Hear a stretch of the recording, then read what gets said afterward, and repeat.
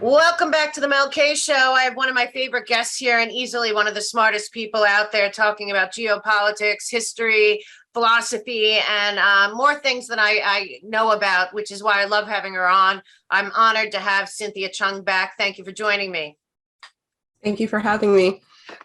Few people put together the dots like you do, and you're part of a team with Matt Arrett that you two have done such great work in keeping people abreast of reality and connecting the dots and the way in which the Crown and the U.S. have both become kind of a team in this globalist situation we find ourselves in. So if anyone doesn't follow her Substack, it is a must for me, and I'll put the link below. But she's been doing amazing work, so I wanted to have her on and kind of fill us in on how the United States that we believed in, the one that our founding fathers created this great Declaration of Independence that the whole world looked at as the shining city on the hill, has become a real menace to the planet, and seemingly people have no idea how this happened. So Cynthia's going to kind of fill us in on the history. So take it away.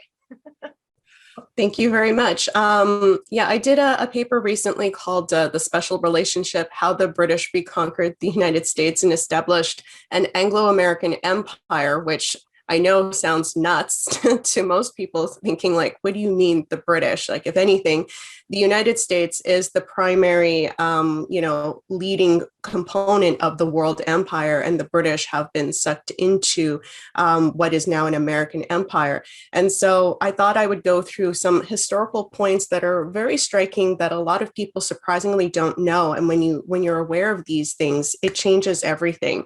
And before I go into that, I want to also just make a note that, the Iraq War, which really started this whole re-entry, because, you had the Vietnam War, a lot of Americans were sick of war at that point. Right. And it was really difficult to justify US intervention anywhere in the world at that point, because it was, such a crap show in Vietnam.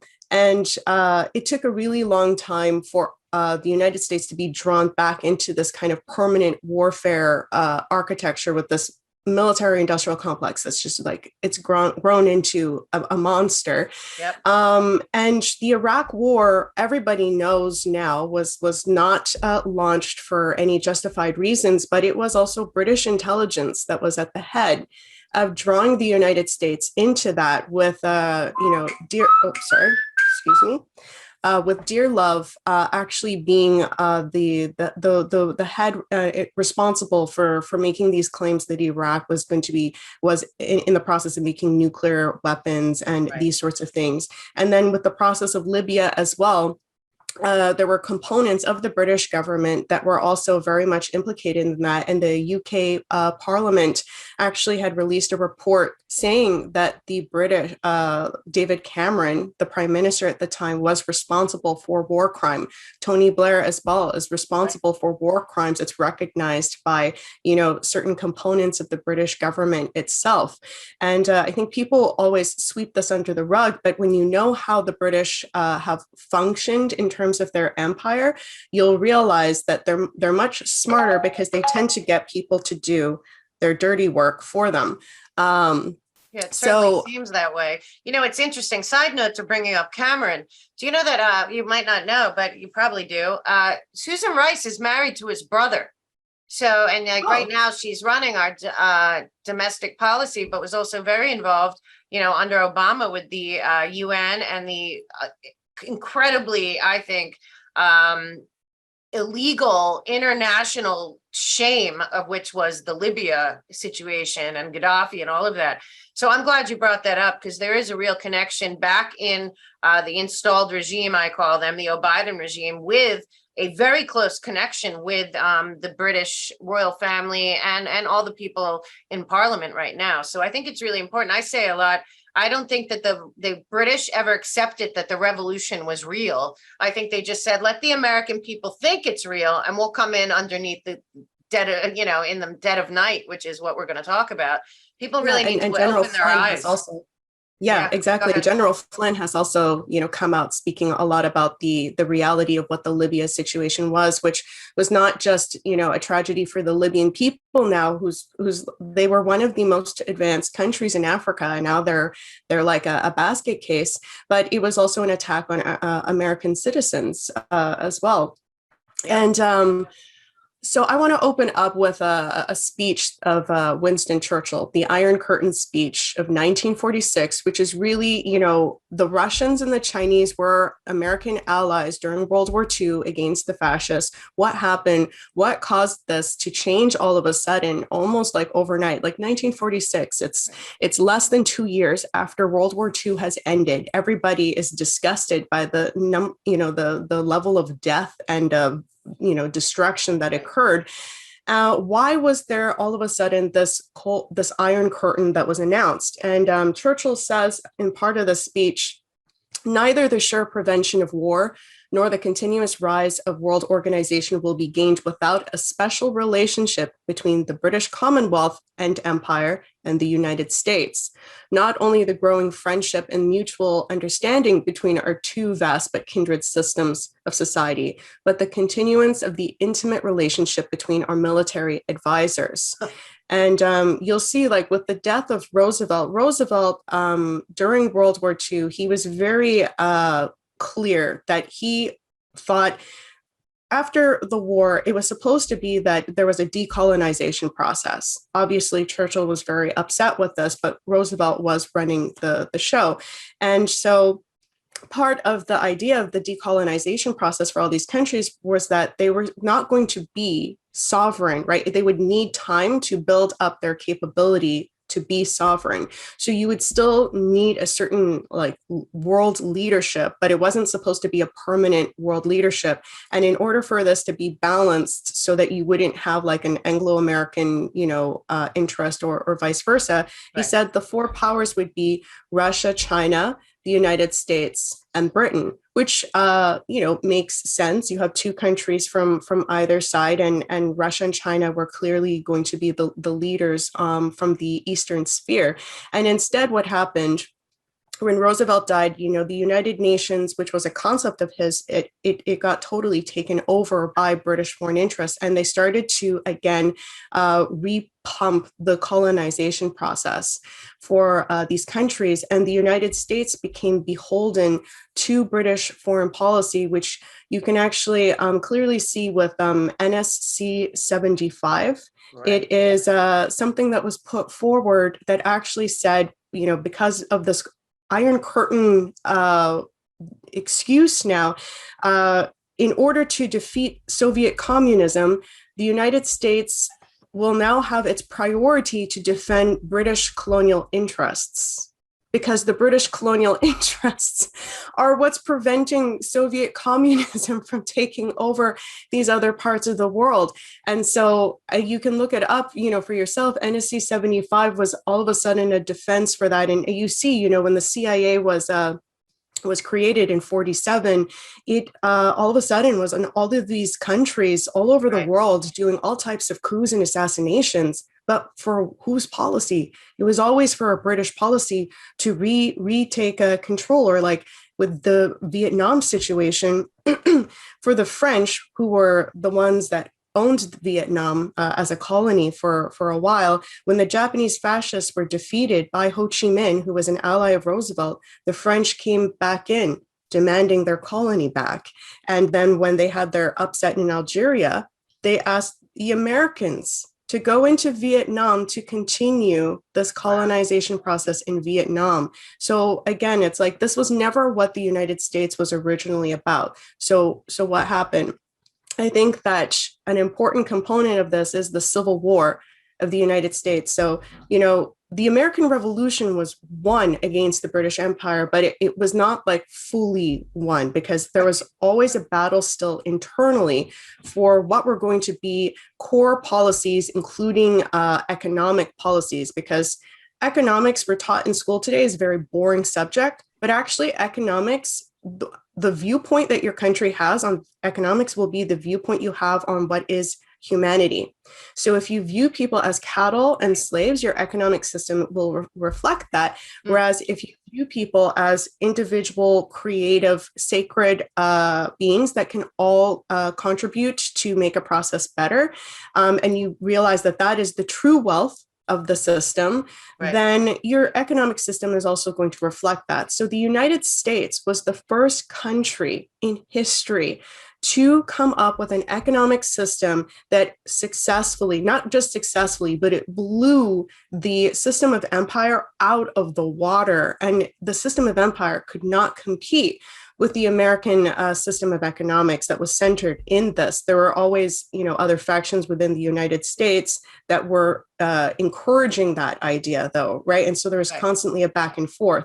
It's not a coincidence that Hamilton was killed by Aaron Burr and this sort of grouping, which again, Matt has done a lot of work in his Clash of the Two Americas to go over that story. So the Civil War was really about finishing the American Revolution, because you still had traders within the United States that were beholden to a system of empire and slavery, and not just slavery of, Black people or whatever non-white people, of white people as well. And, there was a point that was being made by Frederick Douglass, who is a very famous former slave who ended up escaping from the South, goes to the North. He's blown over by the economic system that was in the North, which was not based on slavery. And he became an advisor of sorts to President Lincoln. And he brought up the point that it wasn't just the Black slaves that were being oppressed in the South. It was the white people too, because when he went to the North, everybody lived better than everybody in the South, including the white people. The white people, he said, a lot of them were not educated, they were not literate, and they did not actually have a higher standard of living. And then you had just common workers, labor workers who had a better literacy rate, and they had more books and more access to culture. They had a better standard of living as well. Their salary went to much more of providing them their needs. Right. So it was a superior system all around. It wasn't just oppressing Black people, it was oppressing everybody in that system. And, the cotton trade that the South was beholden to was directly beholden to the British Empire, who had its whole global setup. It destroyed all of the textiles in India, enslaved the Indian people, forced them to become raw opium producers as well in this.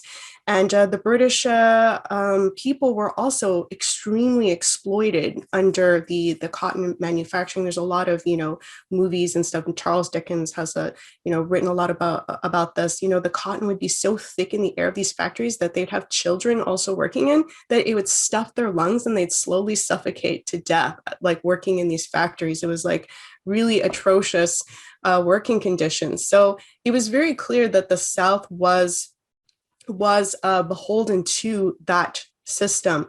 And so what Lincoln was doing, and he did such a remarkable job, was that it was always about first keeping the country whole. And if you have that economic system where every individual is sacred, it is going to deal with, the slavery issue. You can't deal with everything at once. And what's interesting about this is that the Russians intervened.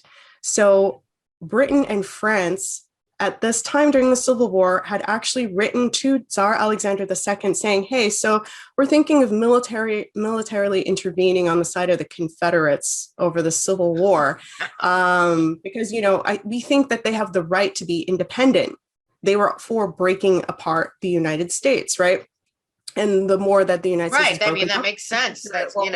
The United States was finally weak enough for them to come in and reestablish their rule in real time. Yeah, they don't want to just balkanize Russia and China. They wanted to balkanize the United States, and they continue to want to balkanize the United States. They increase division so that it's going to be impossible to run the country as a whole.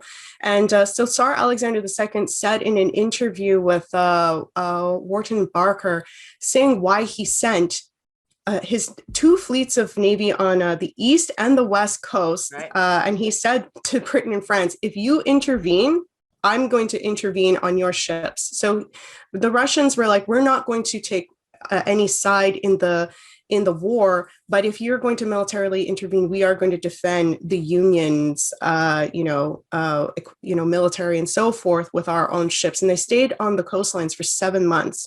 How many Americans know about I'm that so story? glad you're saying that, because I'll tell you what, when the insanity ensued in the beginning of the Ukraine thing, and people in America, I mean, and I've said this to you and to Matt, like I live in New York City, so I used to think these people with PhDs from, Harvard or Columbia that work at McKinsey or Bear Stearns or wherever, or not anymore Bear Stearns, Goldman Sachs or wherever, that these were the smartest people, and the more I've watched over time, I now call it the poison Ivy League, because you talk to these people, but they were the ones that suddenly were all saying, cancel the Russian culture, cancel the Russian people, cancel the Russian artists, the opera singers, the musicians, cancel Russia, the people. And I'm saying, not only did they intervene on our behalf in the Civil War, they also intervened on our behalf in the Revolutionary War, and are such a big part of my life in New York, in California, and in Florida.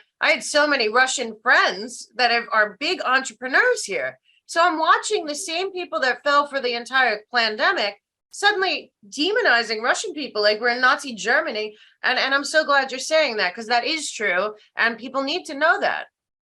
Yeah. Thank you. And what Tsar Alexander II, and I'm so happy that you also know about these things, because it's so important that Americans are aware of this, because it means everything in terms of identity and orientation. When you know that there's all of this actual partnership and collaboration that was happening historically, and we've been lied to say that our natural enemy is this or this or this. Right. And Tsar Alexander II also said, I intervened on behalf of the United States, not because I had, a particular, special love for the United States I guess, like, in terms of we're so close or this sort of thing. He recognized that it was the economic system in particular that he said in this interview that I have quoted in my paper. People can look at it if they want the full quote, that was going to be what was going to resist empire, which again shows that Tsar Alexander himself, who is the great liberator as right. well, he's freed a crazy number of serfs in Russia as well, that he also was not wanting an empire.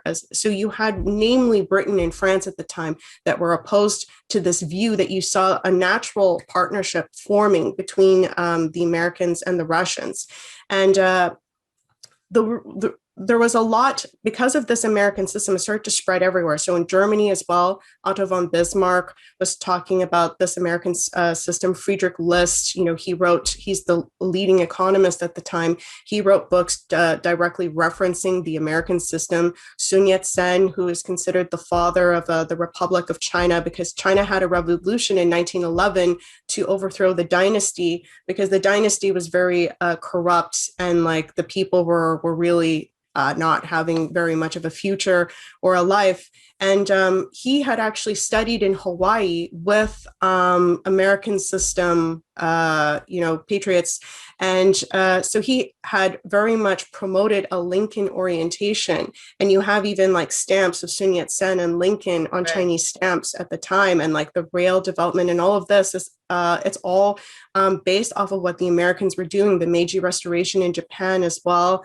And again, works in Russia. So this was really spreading. And this is what I believe is what orchestrated the two world wars, because there was a natural partnership that was forming and the Americans were leading it in the world. It was a really beautiful thing. And, again, Sun Yat-sen, he has a book called The Three Principles of the People. Like these things are clear proofs that this collaboration was happening. And then you had World War I and World War II to break up these partnerships. But the thing is that for World War I and World War II, Russia and China and the United States were still allies during those wars, but it was able to break up partnerships between Germany and Japan, because Germany and Japan had really good things going for them, but they were radicalized, which is too long of a story to go over here. So China, Russia, and the United States were always allies during these wars. And then you have the Iron Curtain that's announced. So Germany and Japan after World War II are basically subservient to the Anglo-American Empire. They're not sovereign countries anymore, and they haven't been up until right? today. They're beholden. Right. So it's just Russia and China that have kind of like escaped a certain amount, although they've also had a lot of infiltration. They're still, for the most part, in control of what they're doing, and it's not just subservient to this Anglo-American world empire outlook. So Churchill announces the Iron Curtain to break that apart. We've been forbidden to have a partnership with these countries towards that orientation of the American system type projects and the American system view of humanity. I also, in my article, I have a list of all of the people, it's not even a complete list, who were assassinated, including Lincoln. Tsar Alexander II was assassinated. He actually got out of his carriage because he thought someone was injured, and he got out of his protected carriage to help someone, and they killed him that way. Through explosives. You had the president of France, Sadi Carnot, who was killed. McKinley was also assassinated. Sun Yat-sen was forced to step down because the British were basically threatening, because, China, with the Opium Wars, there was a lot of British basically rule at that time, and a lot of pressure. So you see that there's actually this really beautiful history that we haven't been told about. And I want to just mention, but I'm not going to go over it too much, that there was this conference called the Bandung Conference in the 1950s, and it was led by a whole bunch of countries. It was like the kind of prequel to the non-alignment movement. And all of these leaders in these countries, like, because it's post-Iron Curtain age, all of these countries who want independence from colonialism, or they are not really in a position where they can have full sovereignty, you have basically two really big heads that are kind of what we're told are fighting over the people, right? And even though the Soviets, they wanted a communist ideology to spread, the communists, when you look at what the Soviets, what their activity was throughout the world, it doesn't compare at all to what the Americans were doing in terms of direct coups and this sort of thing. But they had held a conference basically trying to say, we want to be sovereign. We don't want to pick a side, right? Like, we don't want to be communist. We don't want to also be beholden to the Anglo-American empire and, basically be forced to fight wars against the Soviets. It's like, you're either on our side or you're the enemy. And they were like, still it's like reduced to that, right? Like, you don't have a choice but to pick one of those. And so they did a beautiful conference where they were again talking about this American system, which was kind of dying at that point because of Churchill's takeover basically of the United States. Truman was not a very savvy, aware person, not anything compared to Roosevelt. And I believe, it was really just JFK after that was really going to turn the tides around. But of course, he was also sadly assassinated. But they bring up at the Bandung Conference, and again, you can look at the article, but these quotes are so clear that they remember the old partnership that they had with the United States, and they're calling for the United States to remember this spirit. Again, I just find it's super beautiful. I also go over the article just quickly how Lord Mountbatten, I don't know if people are aware, he was kind of like the Prince of India at the time with the British colony of India. They were basically trying to take over, recolonize a lot of the countries, even during World War II. Like, Roosevelt had to really deal with this. And again, you have comments from people like General Stilwell, who says the Limeys, it's a derogatory term for British people, the Limeys have now shown their hand. This pusillanimous and double-crossing program amply confirms our suspicions. The British are determined to keep China blocked and powerless. So again, it's evidence that the US policy was actually very different, and it got totally hijacked with Churchill and the takeover of the United Nations. There's the first United Nations conference, Lord Cranborne, he says that the genuine conviction of the US delegation that the unity and strength of the colonial empires is essential to world security, and it is a very healthy development in US opinion. And then lastly, I'll end on this and we can talk about finishing off. There's this quote from the Daily Mail, the British Daily Mail in 1945, and they say, this anti-British psychology from the Americans, right? Because the Americans, of course, they don't like the British. I mean, like, it's I think obvious for why. So this anti-British psychology is not being discouraged by our American ally, and the U.S. are working on these development projects that are kind of like very similar to the Belt and Road projects with China. So Right. the gateway to Tibet, the Gobi Desert, a great plan to dam the Yangtze River, known as the Yangtze Valley Authority. So you have the Tennessee Valley Authority with Roosevelt. They were planning on doing these things for China as well. Again, the American system projects abroad. And the British already at that time were saying, that cannot happen. We cannot have the Americans and the Chinese collaborating Oh, on these wow. types of development projects because it will increase sovereignty and empire will be impossible. So, yeah. Yeah, now how much does because then around the same time we had Brzezinski and all these and Kissinger and all these people demonizing Russia to such an extreme. When you look back to, what happened here, especially, after the fall of the USSR, but a lot of these writings were set up so that it appears to me that the powers that be, the Rockefellers, the people that were above our governments always had decided that the US and Russia were never going to be able to get along, no matter what. That was the goal. This was never going to happen. And like we both said, the Russians were on our side multiple times in two giant wars that could have destroyed this country, and they helped save us. But it does seem that the globalist oligarchs that I think installed Biden and have been running our country and have been behind, Bush, Clinton, and Obama, that they had in their doctrine that we, America, would never be able to have a amicable relationship with Russia. And now it seems like the same people also created, we'd never have an amicable relationship with China. And now we're in a situation where Russia and China don't care. And this is this, and then I saw next week that Russia, China, and India are going to do war games which can only mean one thing. So can you talk a little bit about that phase of it? What happened there and what was behind that? Because you're also talking about this great article that you just put out on your Substack. There's a whole thing about the CIA kind of, and it's these guys that I'm talking about, kind of also becoming an international hit squad for anyone that dared go against this model. What do they call it? Like the Great Game. What was that about? And is this along the same lines of just never allowing the British to lose control on a very deep level? Yeah, well, again, there was a quote from Roosevelt that I'm paraphrasing, saying that it was really hard for him to get anything done because it seemed like his cabinet was filled with British foreign agents. And that's not a joke, right? He has a sense of humor about it, but it's very clear. And I think that for anyone who hasn't read Fletcher Prouty, Colonel Fletcher Prouty's books, they're extremely useful.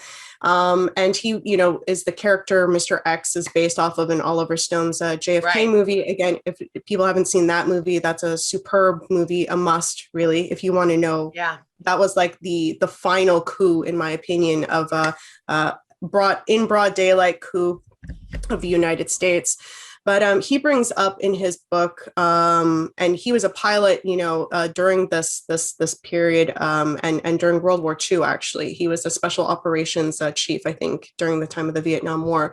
And he writes in his book, "The CIA, Vietnam, and the Plot to Assassinate John F. Kennedy," how he had heard that there was already massive arms shipments before World War II was over. They were split up, and half were sent to Korea and half were sent to Vietnam before World War II was even over. And you have like a lot of people like James Burnham, who's he's like considered the father of the neoconservative movement, but he used to be Trotsky's like, oh wow, high-level aide. I wrote a paper on this called like how the managerial revolution, the Great Reset managerial revolution, was thought up by a Trotskyist turned CIA neocon. And the book is actually really useful because he's not coming up with these ideas, right? He's just repeating things but they thought that they had won at the time. World War II wasn't over. And they thought that, this fascism that was not just in Germany, it was in Britain as well in a very serious way with like Oswald Mosley. Churchill actually has connections to this. Matt's doing some interesting work that will hopefully come out soon to talk about that connection. And within the United States as well, there was a real idea that there was going to be a fascist takeover and world empire. So Burnham is talking like they've already won, but he's saying that there will be still about 16 more wars during this century until we're fully, in control of everything. Right. And again, with the Trotsky philosophy, it's like permanent war, permanent revolution. Right. That's what they've turned the United States into.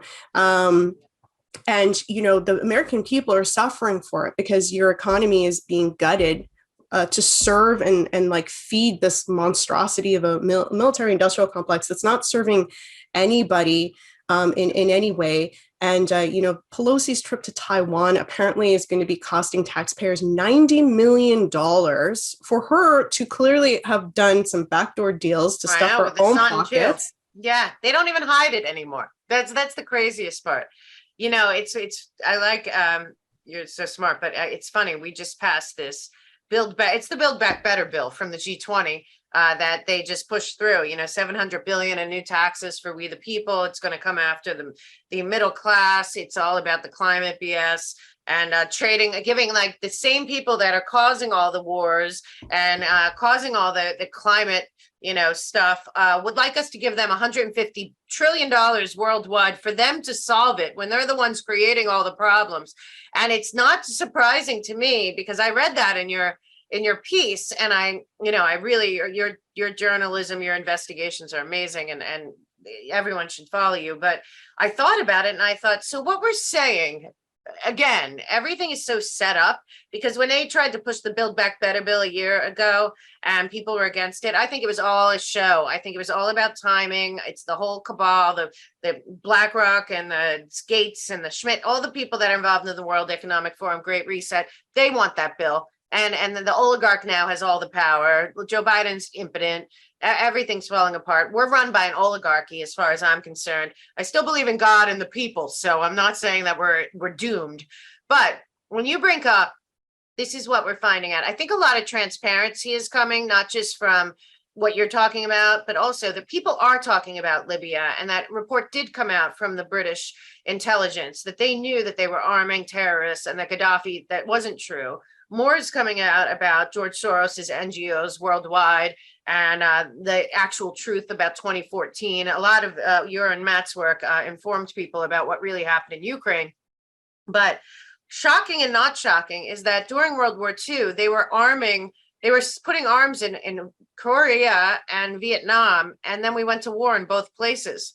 So it does seem that these people, they play a long game. And it's a long strategy, and nobody knows any better because until now, nobody was even looking at it.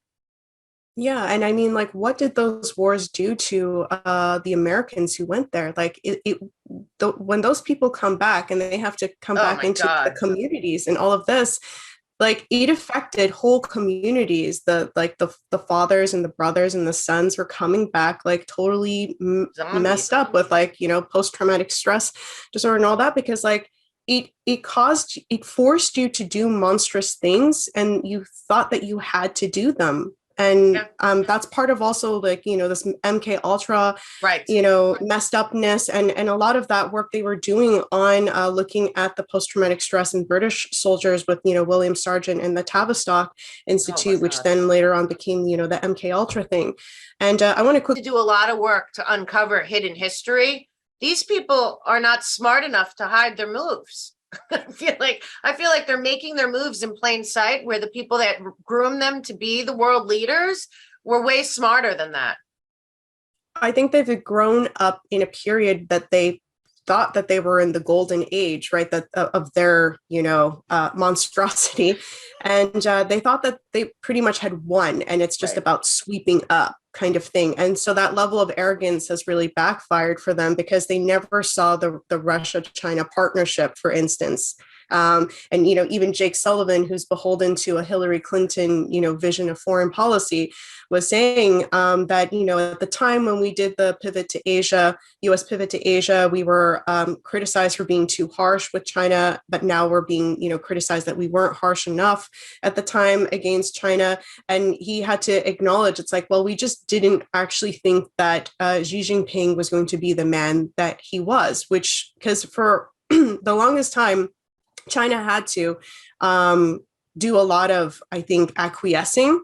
Right. And they just thought that China was always going to do that. And, Russia with the perestroika, which also stripped the Russian economy, that's what caused the Russian oligarchs overnight and the Ukrainian oligarchs overnight. That was a Western infiltration into the Russian economic system. Okay, that's what caused that level of corruption. And those are the people who are on like Moscow on the Thames in the city of London. They all work for the city of London. So it's not just like dirty Russian corruption. It's the British Empire corruption that has infiltrated these countries, or like HSBC, the old opium bank, is still in China. It's responsible for printing a third of Hong Kong money. That's insane. Obviously, the Chinese government doesn't want that. And HSBC is still to this day being implicated in dope trading. Like they've actually billions of dollars of fraud every year. It is completely insane to me. And then don't forget, I have a big problem. I do a lot of stuff on BlackRock because not only do they own my entire country with Vanguard, and I can't tell the difference. If you look into these two, it's very hard to tell the difference between them. But a lot of people from BlackRock are also in Biden's White House, and all involved with this. But BlackRock also is the only U.S. banking institution that functions freely in the CCP China. And they control a lot of our pensions, especially federal and union pensions, and they're investing in China, while the guy's also on the board of the World Economic Forum, pushing the ESG track and trace credit score. And their upcoming announcement I saw of a 14067 executive order for the central bank digital currency in America, which would end up just being track and trace surveillance communists like the oligarchs running my country created in China. So, we're at a place where I honestly, and I want to get your take, I'm looking at it geopolitically, and I'm thinking, I feel like what they've done the worst to we, the people of America, is the rest of the world. It could have been an amicable thing. I think that's really where Trump was going. I always say something happened at the G7 in Japan in 2017 when Trump invited Putin. It seems like they wanted to excise themselves from this crown-run British Rothschild banking, 200 years of manipulation. And, people say the enemy of my enemy is my friend. Well, I think everyone agreed that this banking cabal that runs on the IMF, World Bank, USAID, whatever, that they were a problem everywhere they went. And now we're at a place where I think Ukraine is being exposed for exactly what it was. And we talked about last time, Zelensky was out there in 2019 handing over Ukraine on a plate to the IMF and the world leaders to just take it over and do what you want with it. And I'll just sit here and make my money. But from your point of view, because you are Canadian, even though you're as much of an American patriot as anyone in America, where is the rest of the world? Because you have a very unique perspective, but I feel like the rest of the world at this point is blaming the people of the United States. And I hope not. I hope they understand that our country was usurped, that this was an installed regime, and that a globalist oligarchy class took this country over. But I'm worried for the American people that they're not getting the straight story, and that the rest of the people of the world are turning their backs on we, the people, as these elitists in my country turned on the Russian people immediately, just being suggested to do that. Mm-hmm. Well, I think that there's two different perspectives. There's the perspective of the general population of certain parts of the world, but then there's also the opinion of the leadership.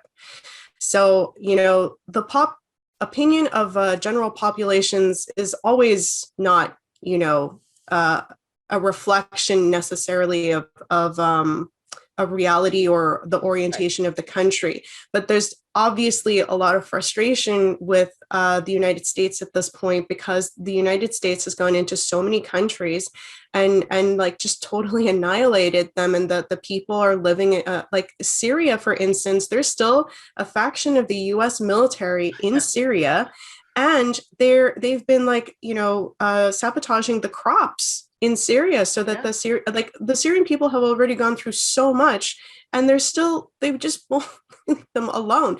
And so you have, things like this that are just constantly happening, like the Sri Lanka situation as well. There seems to be NED fingerprints on that, and there's always this problem. And then, because I think the American people tend to not know very much about these places of the world, it looks like it's not sensitive, and it looks like it's very, focused on just American needs, and that American needs are more important than anyone else's needs. So there's a lot of frustration over that. However, I think that, things can change very quickly. I don't think that the leadership of these countries think that way. I don't think Russia and China are calling for multipolar world. So again, it's the Roosevelt vision, which is that every country should have the ability to be sovereign, to protect its economy, make its decisions on trade and so forth, how they choose to, because right now it hasn't been working out that way, right? And they know they don't want a war. Like, if you look at the RAND Corporation, their types of assessments of, going to war with Russia and China, they say it all the time. And they've said it since, the 50s. The Russians and now the Chinese are also, now they have nuclear weapons. They're not going to use them. They're not going to fight that kind of a warfare. So the RAND reports, recent reports, have even said they're not really worried about a nuclear confrontation. It's not going to go down that way. And as you see, it's much more of like proxy war and economic warfare of what's going on right now. But that's something that people need to keep in mind. Russia and China have had an incredibly long track record where the Americans know that they're not going to do something to attack the American people, despite everything that has happened. And, that is a very, I think, beautiful thing that they have that level of patience. China was actually criticized by the people who are pro-China. They were very upset over Pelosi's visit to Taiwan, which was a clear mark of disrespect and also provocation. They're trying to get other countries to blame China for a situation, right? And so China didn't really do anything, and China was criticized by a lot of these people, which I was also like, no, I think China was so mature and grown up in the situation that they didn't do any kind of like, petty reaction, because that wouldn't have been worth it. And I think the Chinese, it says a lot. Yeah, the Chinese are very like long-term focused. Right. It's not worth it to have the fight now if it's going to mean we're going to have a fight for decades. Right. We don't want the fighting anymore, right? Like, and I think a lot of the world, they're so tired of the fighting. So Americans, I don't think, need to be afraid from that standpoint. I don't think that there's any intention to reverse it. But of course, there's frustration over what the United States is, and there's a lot of hatred.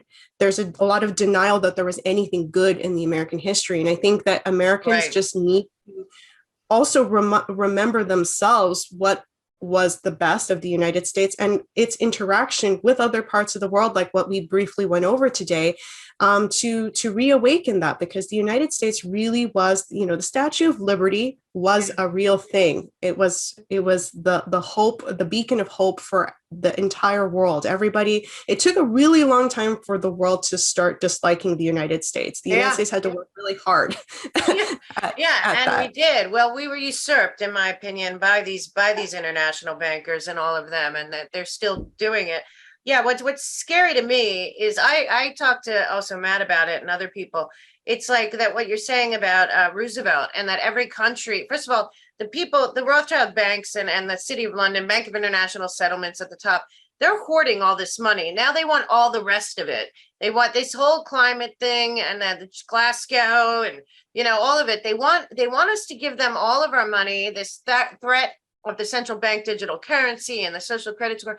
And again, all they're going to do, because I looked at a lot of this stuff that's in these bills and the Glasgow and the carbon credit score nonsense coming out of the World Economic Forum and the Great Reset. A lot of it's hypothesis and grants for studying, I mean, to the tune of trillions of dollars, and things that are unproven, that the science, if you track where the science and they're basing it on, it's coming from things that are funded by the same people involved in these groups that are partners, strategic. They're not loyal to any of our nations. The UN, like you said, has been usurped. I mean, even Kofi Annan made a speech basically saying, well, we gave it over to the Davos crew, but we'll just pretend that we still have power.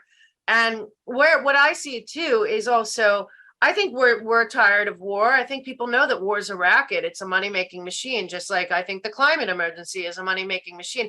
There are enough good people on planet Earth that are of God and country and humanity, but also are, like you said, entrepreneurs, scientists, engineers, farmers, that if given the opportunity and access to capital, would find the solutions themselves for the good of man and their own communities.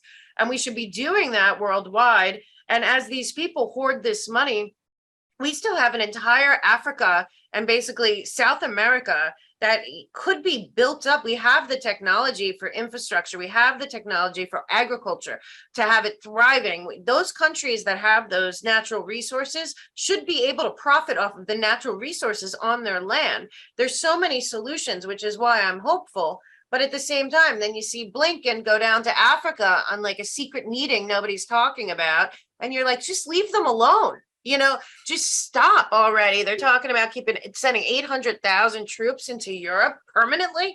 It's just at this point, I just think as much as I think it's mainly our media and our education system that are putting out a message to the rest of the world that America is this lack of compassion, lack of respect for other countries, lack of respect for other countries' sovereignty and their culture and their traditions and what matters to them. And we just barrel in there. And really, it's not even for America. It doesn't benefit this country. And that is my only fear, is really that there's very few people. You are in a group of real international journalists, you and Matt, but there's like a handful of you guys I follow, and you tend to work with a bunch of them. They've cut off Strategic Culture Foundation in America, though, so I do miss you guys, everyone on there. But I will tell you right now, you're a bunch of people coming up with solutions, you know, and the solutions, a lot of them are based on the past that you're talking about that made America great. And I really hope that we're heading back there, but I think the American people are really looking bad. Now, does the rest of the world look at America like we've allowed this to happen? Because I do. I don't know. Yes, they do. But the thing, to be fair, is that when you look at situations that have happened in various countries, it's always difficult. And there aren't too many examples of, a population kind of self-organizing itself. You always kind of need a leader. And the United States, and from that standpoint, the quality, the kind of character of the American people is still quite unique in terms of a revolutionary structure. It's like it's in your blood, so to speak, and it's a good thing, because you will still stand up to oppression more so than what I've seen in other places of the world that have been kind of taken over, and it's set them back a lot more. And it's just, I think what's important for people to realize is that this military industrial complex and this intelligence apparatus, it uses the same tools against these other countries to subvert them as they're using on their so-called own people. Right. And again, Operation Gladio is a very good, well-documented example of this sort of thing. And, the US intelligence under the CIA, it was taken over by Dulles. He was operating a kind of rogue faction, and it has now become kind of like the NED is one of these rogue factions. But, the people who were committing the assassinations of leaders in these other countries, they're also the people who are directly implicated in like JFK's assassination, right, for instance. This whole apparatus that was like causing mayhem and havoc in all these other parts of the world, that was the same apparatus that was responsible for killing President Kennedy, and they tried to kill de Gaulle as well, and a bunch of other, Right. Western leaders. So this is not friendly to anybody. This is subservient to empire. These hitmen work for empire, and it's still the same British Empire game, right? So it's not British Empire how it used to exist, with the East India Trade Company and all that. But if you look at the rules, the ideology, and the financial structure, the city of London has existed for over 400 years. It still exists to this day. It's in control of everything. So the American people just need to realize we are more united against this common enemy, and the solutions, it's still the United States that were the ones to bring forward the weapon to defeat empire. Right. And if the Americans embrace that, I don't really see there being too much of a problem. Russia and China don't want to have a war, because that would set things back, I think, the most in terms of our relations, for healthy relations. Yeah. If we can avoid that and we can get through this, I think that we can have a actually really positive partnership. So do I, and I don't think they're building the Belt and Road Initiative because they want a whole bunch of death and war and disaster. That really wouldn't go well for them. And you know what? I think we're going to see a lot coming out. They can call us, Russian doing for no. The truth is, a lot's going to come out about Ukraine that we've all been saying, and God bless the people of Ukraine. I think they've been terribly used, and I pray for them every day. But it's just, I think there's a big light being shined on everything, and you and your husband are both big parts of doing that and being brave and telling the truth and putting together the dots. So please tell my audience how they can follow you and support you. All of my writings are primarily on my Substack, Through a Glass Darkly, but I also have a nonprofit with my husband, Matthew Eric, called the risingtidefoundation.net, which they can check out works that we collaborate with other people on. Yeah, you guys do amazing work, and I'm telling you, there's going to be a handful of journalists that helped keep the world in the know during this very confusing time. And both of you are definitely up there. On that note, you're playing a really important role as well, Mel. Oh, I'm trying. I'm doing what I can, but you two are the smartest people I know. So thank you so much, Cynthia. And I'll see you again soon. Your work is phenomenal. Everyone, I'll put her links below. Please follow them. They also have some books and other material. Their Two America books are fascinating and eye-opening, and please support them and follow them. You'll be a lot smarter for it. Thank you so much.